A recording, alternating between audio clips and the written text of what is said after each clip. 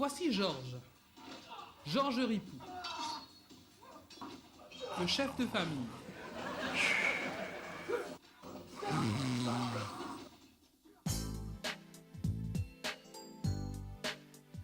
Enfin, que voulez-vous? Les temps ont changé, les mœurs ont changé, mais le vocabulaire est resté le même. Comme vous pouvez le constater, Papa Ripoux n'est certainement pas parmi ceux qui souffrent de la famine. Oh non, c'est un bon vivant. Il se la coule très douce. Il aime manger et surtout, il adore le football. À la télé, bien sûr.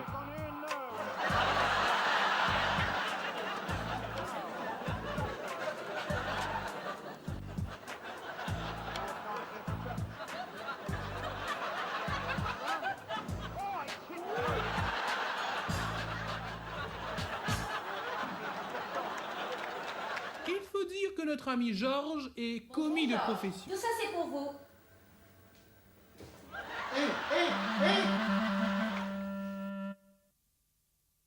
Et maintenant, passons à la deuxième moitié de Georges. Enfin, il le disait à l'époque, quoiqu'il ne le fait plus maintenant. Madame Ripoux, Anna pour les intimes, et ménagère. Georges et elle ont très peu de choses en commun, sauf leur trou de taille.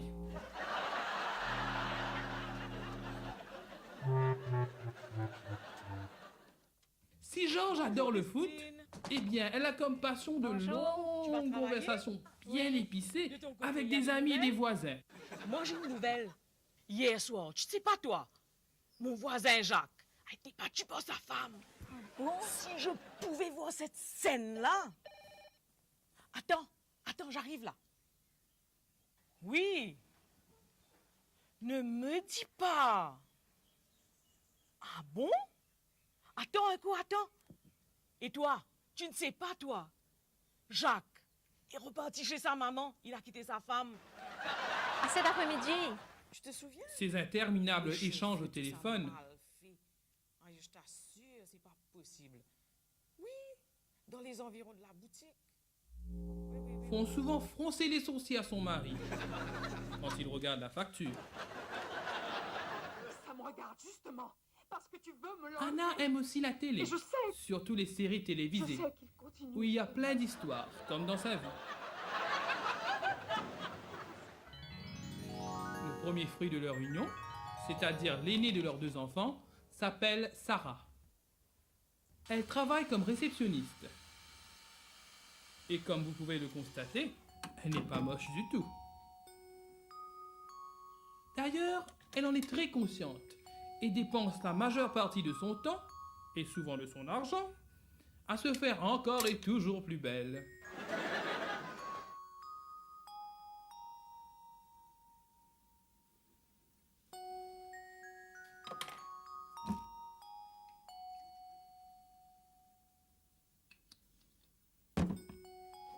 Même si parfois ses goûts sont un peu trop avant-gardistes.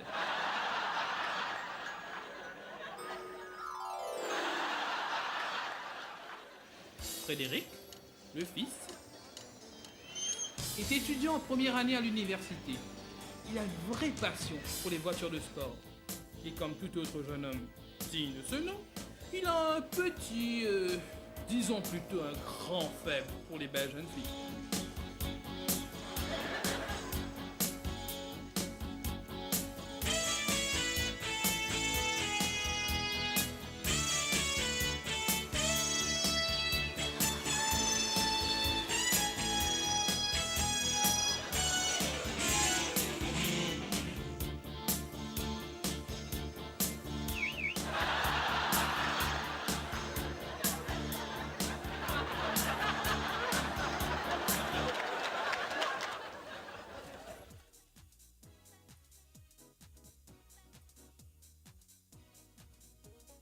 Il aime aussi le fast-food et vivre la vie à 100 à l'heure.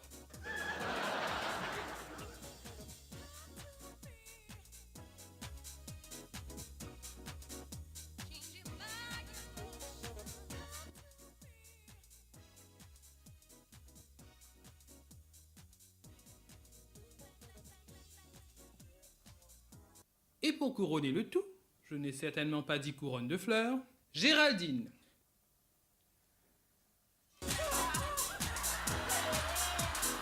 La mère d'Anna, et évidemment belle-mère de Georges. Elle vit avec la famille Ripou. Elle a la langue bien pendue, et à ses yeux, son gendre est un homme qui ne mérite pas beaucoup de son estime, car pour elle, il ne vaut pas grand-chose.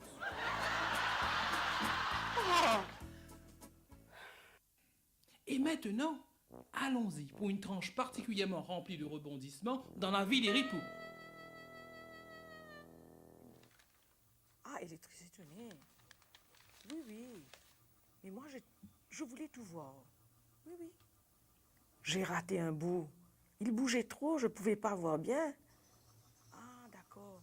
Et qui t'a raconté, toi? Oh, t'as entendu.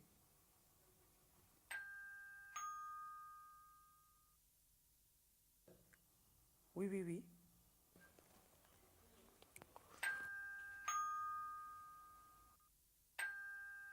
Frédéric, vas ouvrir? Mais pourquoi moi? Mais je suis aussi occupé que vous. Maman, c'est sûrement des récentes nouvelles pour toi.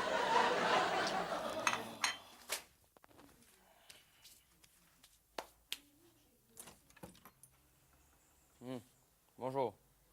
Maman, apporte-moi un peu de sucre, s'il te plaît. Comment tu sais que j'ai besoin du sucre? Évidemment, comme hier ta maman avait besoin de thé, j'en ai déduit qu'aujourd'hui c'est sûrement le sucre qui lui manque. Au fait, tu sais, maman demande si tu pourrais me donner un bol de lait en poudre. Mais si tu veux me donner du sucre aussi, je suis sûre que ça lui fera plaisir. Et cela m'évitera de revenir demain. Tristan, je pense qu'à partir de demain, tu pourras venir prendre le thé à la maison même. Georges! Georges! Papa, qu'est-ce que tu as? Papa,